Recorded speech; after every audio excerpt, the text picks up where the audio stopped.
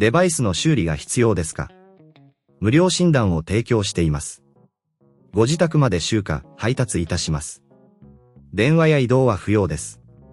修理前にお見積もりをお送りし、承認いただいた場合のみ作業を進めます。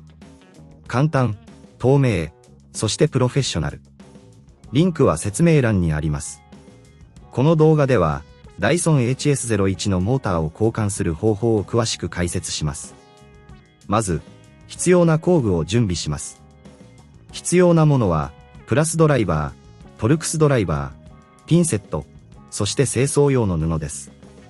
1、まず、Dyson HS01 の電源を切り、充電器から外します。安全のため、必ず電源をオフにしてください。2、次に、プラスドライバーを使って、ハウジングのネジを外します。これには、ハウジングの底部と側面にあるネジが含まれます。3、ネジを外したら、ハウジングを慎重に取り外します。この際、内部の配線に注意してください。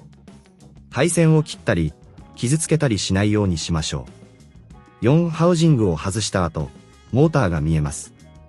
次に、モーターを固定しているトルクスネジを外します。これにはトルクスドライバーを使用します。この作業は、特に注意が必要です。5、トルクスネジを外したら、モーターを慎重に取り出します。周囲の部品に損傷を与えないように、丁寧に作業しましょう。ここで、もし自分で作業するのが難しい場合は、義務のない専門診断を提供していますので、ぜひご利用ください。6、新しいモーターを取り出し、元の位置に取り付けます。固定ネジをしっかりと締めて、モーターが安定していることを確認してください。7、モーターの取り付けが完了したら、ハウジングを元に戻します。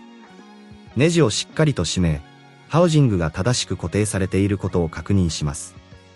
8、最後に、電源を入れ、動作を確認します。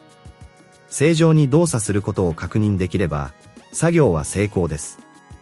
もし修理前に見積もりを提供したい場合や、電話不要、移動不要のサービスを希望される方は、ぜひご自宅での集荷と配達サービスをご利用ください。デバイスの修理が必要ですか？